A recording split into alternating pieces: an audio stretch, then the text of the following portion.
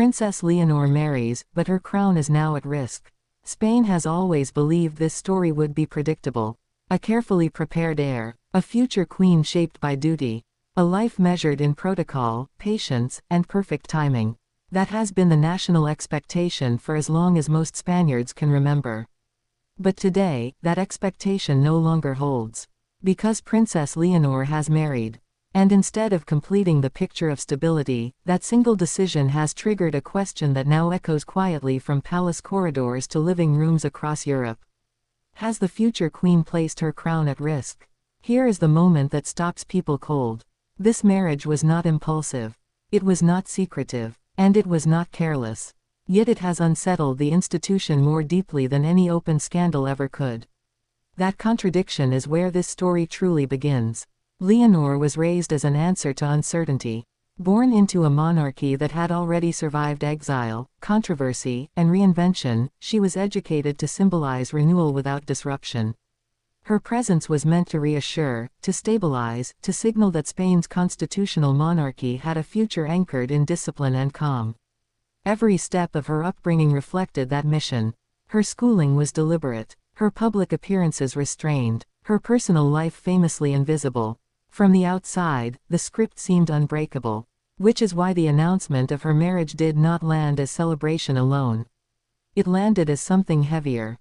Because marriage does not simply add a chapter to the life of a future queen. It reshapes the entire narrative surrounding her. The first reaction across Spain was emotional. Many felt relief. Leonor appeared fulfilled, centered, at ease in a way that suggested stability rather than distraction. Those closest to her described a young woman who had reached clarity not through rebellion, but through reflection. She did not marry to escape duty. She married having fully accepted it. But almost immediately, a second reaction followed. Concern. Not about love, about consequence. The Spanish crown does not rest on affection. It rests on perception, law, and continuity. And Leonor's marriage has intersected with all three at once. The first whispered question was unavoidable. Does this change what she represents? Legally, no barriers stand in her path. Spain's constitution remains firm. Her position as heir is secure. Symbolically, however, symbolism is where monarchies live or die. And symbolism is never simple. Leonor's partner, though discreet and deliberately kept from spectacle, became the subject of sudden scrutiny not because of scandal, but because of symbolism. Background, independence, influence, public bearing, every detail suddenly mattered. And that scrutiny exposed something uncomfortable. Spain's monarchy has modernized structurally, but emotionally, it still struggles with female agency at the highest level of power. That tension existed long before Leonor's marriage. Her decision simply forced it into the open. Queen Letitia's role in this moment cannot be overstated. As a woman who entered the monarchy from outside its traditional framework, she understands how brutal public interpretation can be.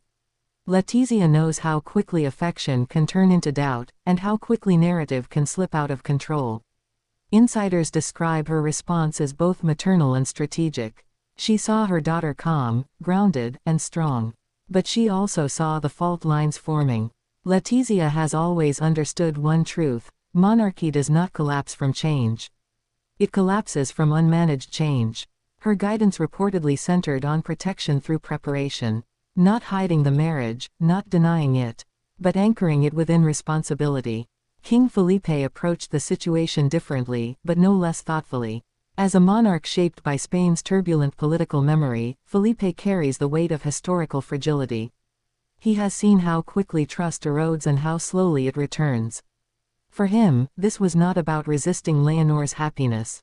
It was about preserving institutional credibility. The crown is not threatened by love. It is threatened by uncertainty.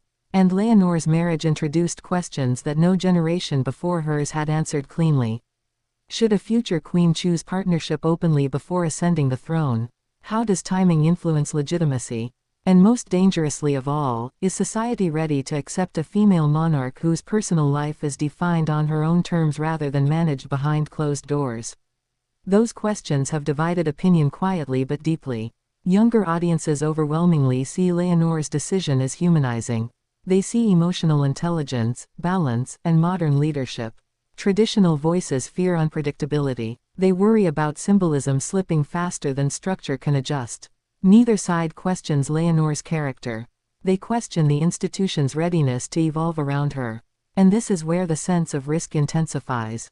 Leonor has not acted defensively since the marriage. She has not retreated from public duty. She has not softened her commitment. She has continued her responsibilities with the same precision as before, if not more. That composure has paradoxically heightened tension. Because it signals something powerful. She is not asking permission to be herself. She is demonstrating that she already is. This marriage did not interrupt her role. It clarified it. Those close to the palace describe a future queen who understands a truth monarchies rarely articulate: isolation weakens authority. Emotional grounding strengthens it. Leonor's generation has watched institutions fracture under rigidity. They have learned that leadership today requires emotional credibility alongside formal power. But institutions adapt slowly, and monarchy adapts slowest of all.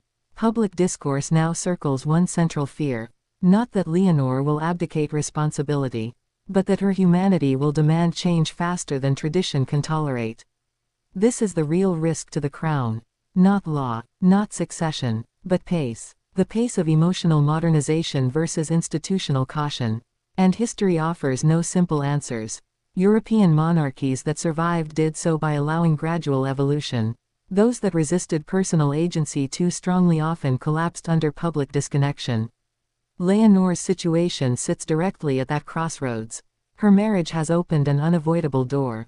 The public now perceives her not just as a future symbol, but as a person building a life. That perception reshapes expectation. It invites empathy, but empathy comes with scrutiny. And scrutiny shortens the distance monarchy once relied upon. Here lies the paradox. By marrying thoughtfully, Leonor has strengthened herself. By strengthening herself, she has challenged the system around her. And now the institution must decide whether to grow with her or quietly resist. This moment feels dangerous because it is transitional. Transitions are when symbolic power is most vulnerable. No immediate crisis exists. No formal challenge threatens succession. Yet something subtler is happening. The crown is being redefined emotionally in real time. Leonor's calm only sharpens that reality. She does not appear conflicted. She appears certain. And certainty, when it comes from a woman at the center of future power, unsettles structures that evolved in an era where certainty was reserved for men. The response from Europe reflects this complexity. Foreign observers express admiration mixed with caution. They see a future queen modeling partnership rather than solitude. But they also understand the pressure it places on Spain's monarchy as a whole. Public confidence is not lost suddenly. It erodes quietly when institutions appear out of sync with reality.